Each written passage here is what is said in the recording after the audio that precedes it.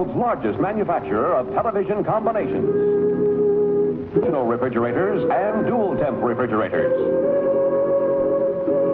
Admiral electric ranges with Plexo heat. And Admiral radios and radios phonographs.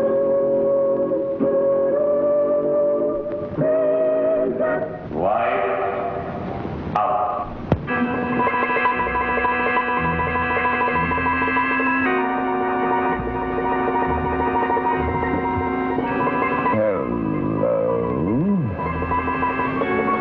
Tonight, you shall enter a realm of the supernatural, seldom visited by mere mortals.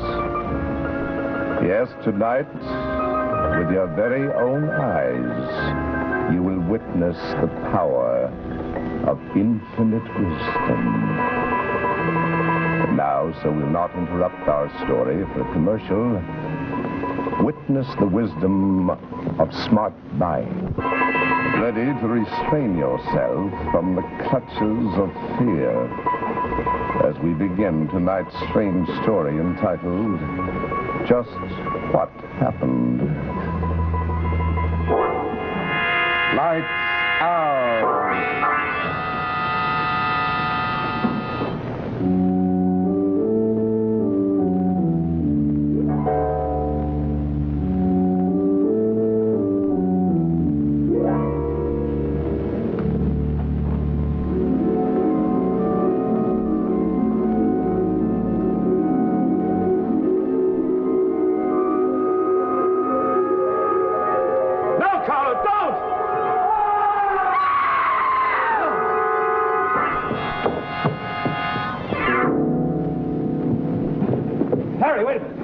Get down there, he may still be alive. But you can't go. What do you think what you're doing? We gotta get a doctor at once. Harry, will you use your head? They may accuse us of throwing him out. We've got to get down there. They want to know how it happened. You bet they will. The police are going to ask all sorts of questions, and we're going to have to explain it somehow.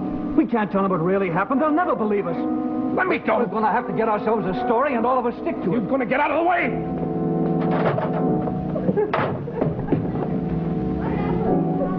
Oh, no, I just heard a thud. Vera, listen. Vera. Stop that crying. We've got to get ourselves a story quickly before they get here. They'll never believe it. They'll never believe he fell out. He didn't. What's the matter? What happened? Oh, did you see it happen? No, I just heard a thud and there he was. Oh, well, what we do did he fall out? Hey, he was up there. What's that? Oh, He yeah, was up there. He went up with some other people. They're up there now, I guess. I don't know who they are. Mr. Maddox, yeah. He goes up there all the time to see Mr. Melius. What happened? Well, Go on, what happened?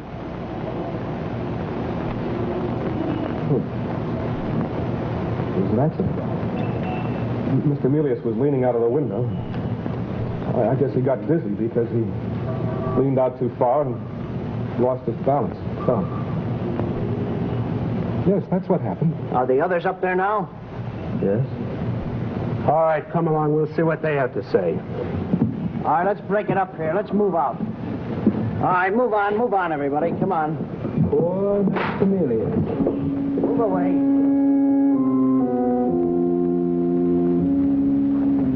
Remember what I said. Yes.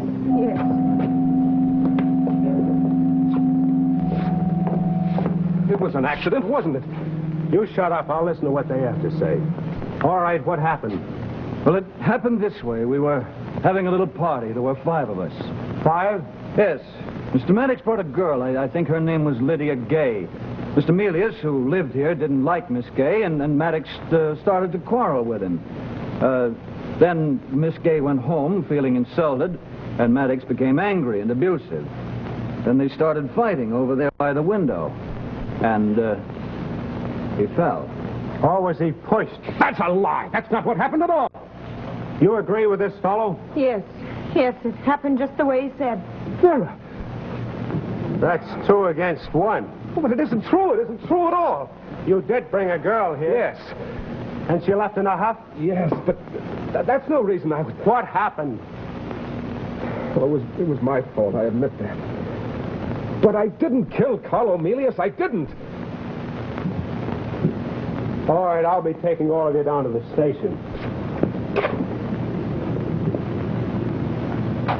Come on. It's our story, and we're going to stick to it. Now, don't forget that. Come on, you two.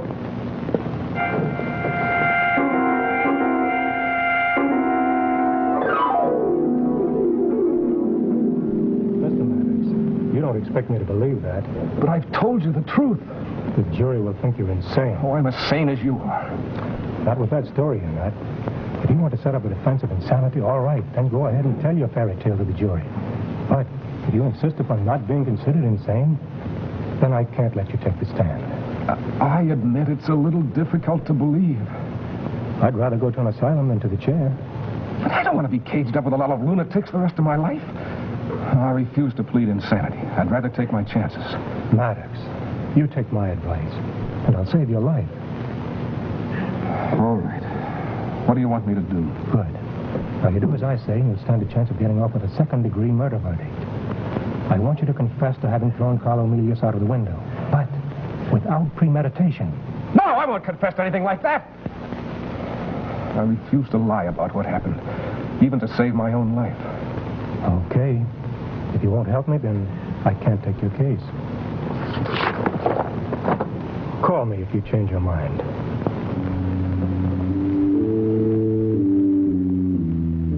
Hear ye, hear ye. All those having business before this court come forward, and ye shall be heard. People of the state of New York against Harry Maddox. Raise your right hand. Do you solemnly swear to tell the truth, the whole truth, and nothing but the truth, so help you God? I do. So help me God. Your name? Harry Maddox. Be seated.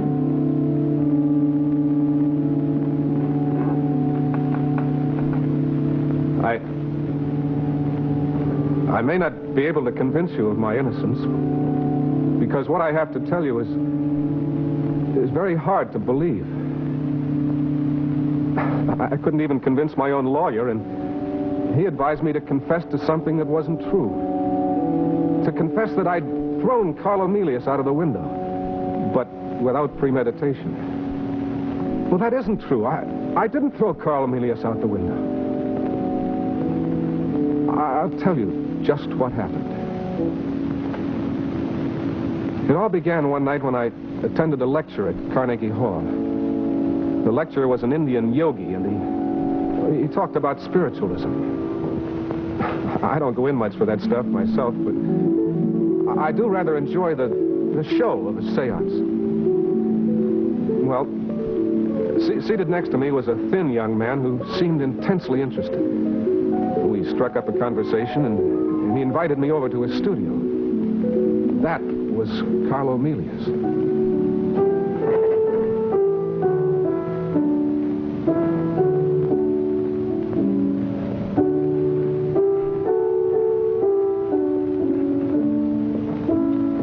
I just can't figure it out. Oh? What can't you figure out? How that medium up there on that stage could read those messages with his eyes taped up and bandaged like that. Oh, that. Some kind of a trick? A trick that has a natural explanation? No, Harry. It looked to me like genuine clairvoyance. Carlo, I can't bring myself to believe in that stuff. I'm strictly from Missouri, I have to be sure. You recall what Hamlet said? There are more things in heaven and earth, Horatio, than are dreamt of in your philosophy. Ah.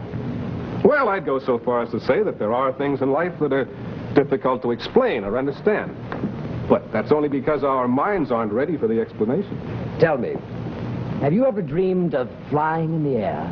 Well, sure, everybody does, one time or another. I do all the time. Some people say it's a prehistoric memory of when we were apes and jumped from tree to tree, but there's a lot more to it than that. It's a marvelous sensation. Perfectly marvelous. Why, you know, I can float along through streets, over hills, valleys, and rivers, floating anywhere I want to go, simply by directing my will. Carlo, you know what Freud's theory is. No, he's as far off as those 25-cent dream books that people read. Why, to me, these flying dreams are as real as anything in my waking life. But still only a dream. Yes, but even in a dream, you have to learn how to do it. It takes a special technique. You learn one step at a time. Carlo, I'm afraid anything is possible in a dream. I began by taking enormous jumps, perhaps 100 feet. And then when I land, I spring off again, exactly like a bouncing ball. It's a question of timing your mental impulses. I finally got the hang of it. It's just like swimming. You almost make it sound real. I finally learned how to take off even while lying flat on my back. Of course, Harry, it takes a tremendous amount of concentration and willpower. But you know, if you try hard enough, you can rise slowly in the air. In your dreams, you... Yes, in my dreams. But the sensation is so vivid, so powerful, that after I wake up, I actually try to do it. In fact, I try to do it every morning in bed. It seems impossible that I shouldn't be able to do it the way I do in my dreams. I know exactly how it's done. I think he would have demonstrated for me right then if the doorbell hadn't rung. I remember we were both kind of annoyed at the interruption. It was like being wakened too early in the morning. Well, it was Hunter and his friend Vera. We were all introduced, and it seems they knew all about Carlo's interest in levitation, and Hunter encouraged him to talk about it. I had no idea the thing was so well known. Oh, yes, everybody believed it in the Middle Ages. Why, there's some historic cases of men flying in the air while praying. Flying in the air? Yes, they would hang there suspended, still praying. Why, Cardinal Newman in his Apologia professed to the reality of levitation. Wasn't there a medium in England back in the 1860s? I think Elizabeth Barrett Browning believed in him. What was his name? Holmes. Yeah, that was it. At his seances, he used to float right out of the window and then float back in again.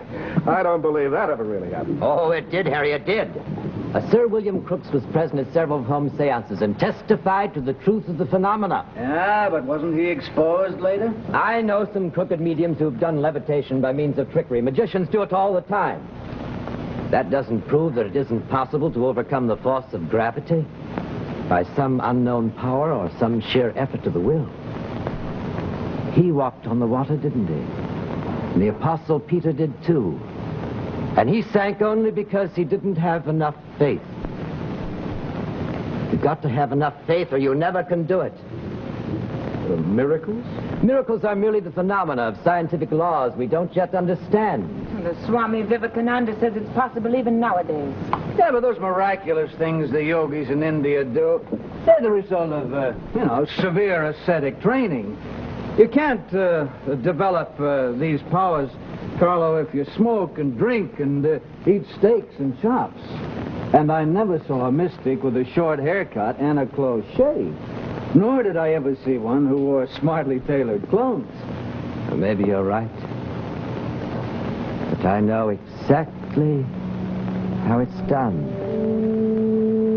And I'll do it, too.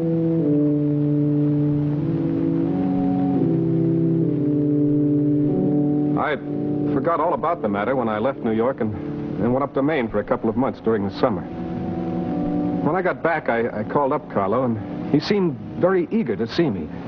As a matter of fact, he invited me over that same day. So I went. Now, what I'm going to tell you now, I hardly expect anyone to credit. Up till now, you may have thought merely that Carlo was a little cracked. From this point on, you may think that I am, too. But I'm not.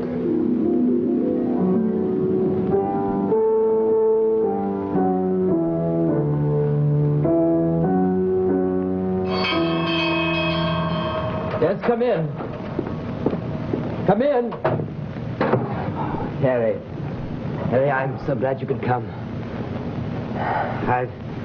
I've instituted a new way of life, Harry. Not so much to mortify my body as to refine my senses. I'm afraid I can't offer you a drink. Oh, it's all right. The smell of alcohol affects me disagreeably nowadays. Carlo, are you sure you're all right? Oh, yes, don't worry about me. I'm all right, but I do wish you'd stop smoking. Oh, I'm sorry. My senses have become so acute lately. Do you know, Harry, I can hear what people are saying out in the street. And I can read when it's almost pitch dark. There's a new power growing in me. Power? Yes. A spiritual power, perhaps psychic. It's a new kind of force, but it does take a lot out of me. I've lost about 18 pounds. But then it's easier that way. There's not so much of me to lift. Carlo, do you mean to say you've had success already? That you've actually lifted yourself? Yes, yes. This morning I succeeded in rising several inches above my bed. And the telephone rang and it seemed to break my concentration and I dropped back again. Or else the bell woke me. It's getting hard for me to distinguish between my real life and my dreams. I don't know anymore. Sometimes think I'm asleep. Then again, I don't know.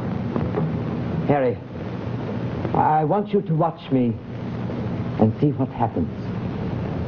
I know I need a witness in order to find out how far I'm progressing. All right. Show me.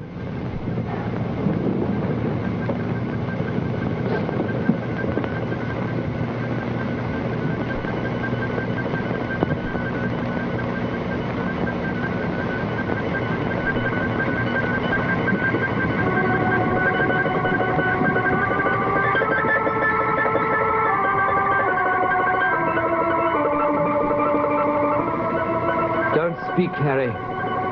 Concentrate with me. Wish with all you've got that I will lift myself.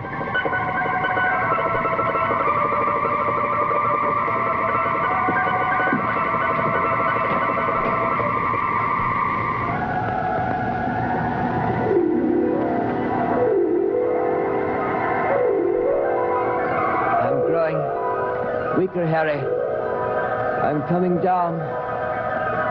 Relax a little. Relax a little.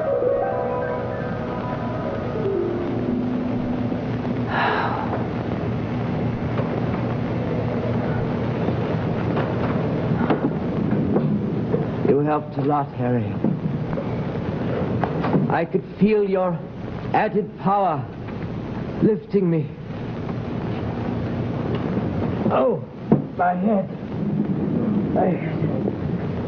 Do you know, Harry, with more concentration, I believe I could float about the room like Holmes did.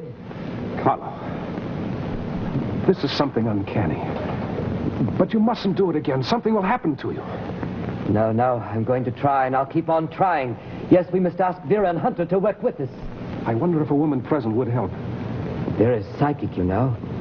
She can read your thoughts. I've seen her do extraordinary things. In the 17th century, she would have been burned as a witch. Yes, I know what you mean. The eyes. She has what the gypsies call the light behind the eyes. And she's interested in this work, Harry. She strengthens my faith. Carl, if you feel that way about it, I wonder if you'd mind if I brought someone I met this summer. All right. All right, Harry. There will be 5 of us then. 5 of us concentrating together will form a sort of psychic battery. And that's where I made my fatal mistake. I didn't tell Lydia exactly what the party was going to be like.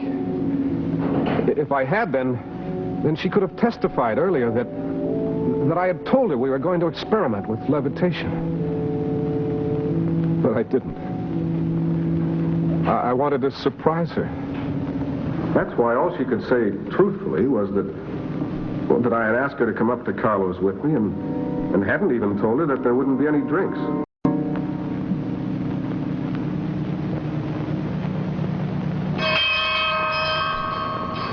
Yes, come in. Come in. Lydia, I want you to meet my friend Carlo Milius. Lydia Gay? How do you do? I'm so glad you came. I want you to meet my other guests, Miss Vera Manson, Mr. Hunter. Oh, no, Harry. Well, Mr. Milius, I wouldn't want you to paint my portrait. I wouldn't have but one eye and probably no feet.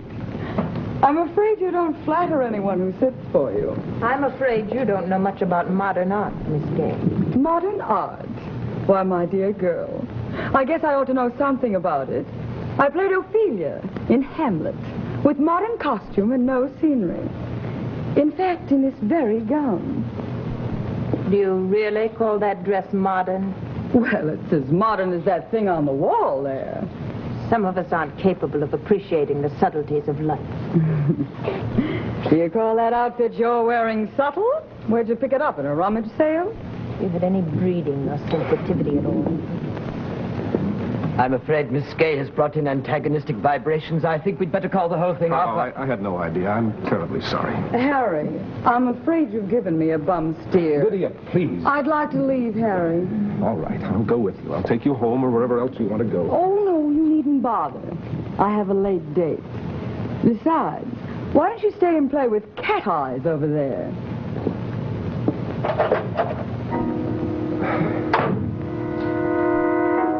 You can imagine how ruffled we all were, but there was absolutely no comment at all. We all tried to ignore the episode, all except Carlo. Vera finally succeeded in getting him to agree to go on with the seance.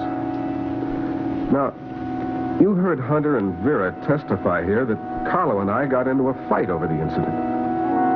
The idea of Carlo Melius, who was always peaceful and was weakened by his fasting anyway, he weighed only 118 pounds. The idea of his getting into a vulgar brawl is absurd. So there you have the setup for that night in Carlo Melius' studio. The night he died.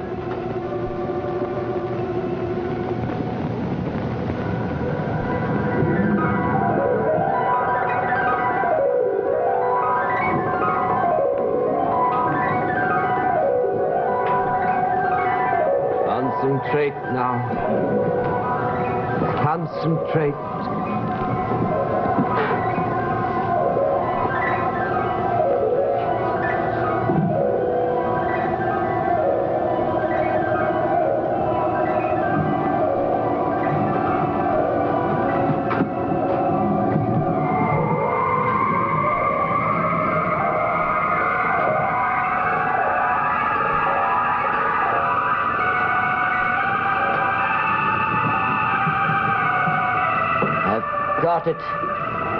I've got it. The whole secret has been revealed to me. Faith, will, serenity. We must have them all. I know now that I can float out the window into the street.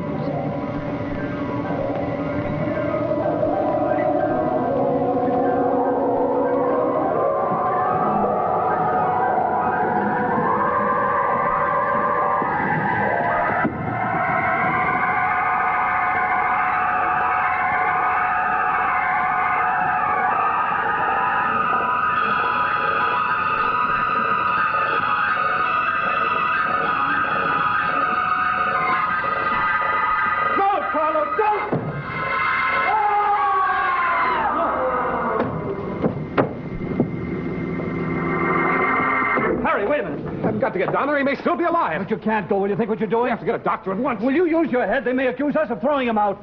We've got to get down there. They want to know how it happened. You bet they'll want to know. The police will ask all sorts of questions, and we've got to explain it somehow. We can't tell them what really happened. They'd never believe us. Let me go. We've got to get ourselves a story right now, and all of us stick to it. Get out of the way.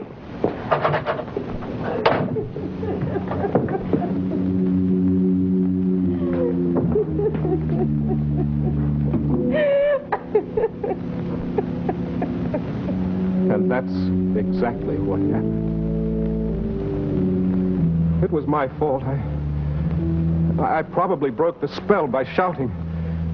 But I was only trying to save him. That's the truth about the death of Carlo Melius.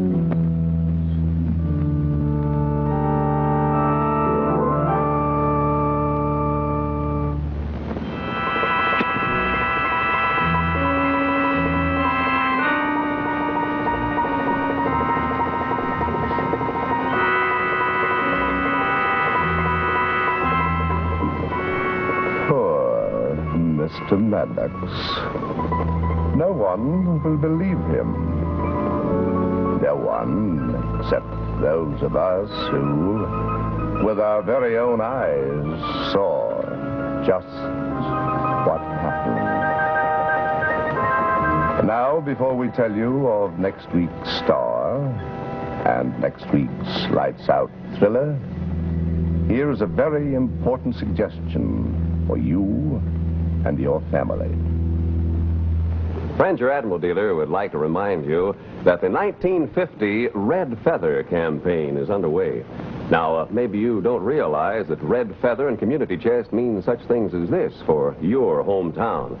The Boy Scouts and Boys Clubs and Girls Scouts and the Traveler's Aid and dozens of other vital community services. So give, and give a lot in this year of 1950. Give enough for all Red Feather services. The needs this year are greater than ever before.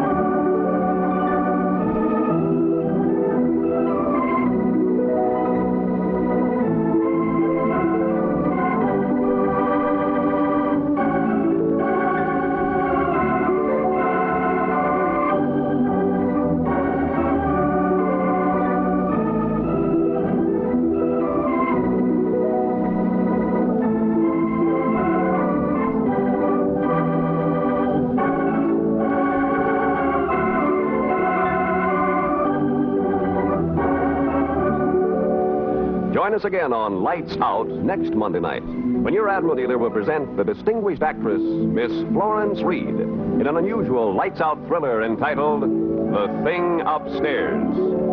Meanwhile, be sure to see Admiral's fast-moving variety show, Stop the Music, over another television network.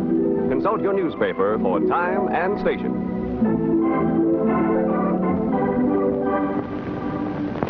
NBC Television.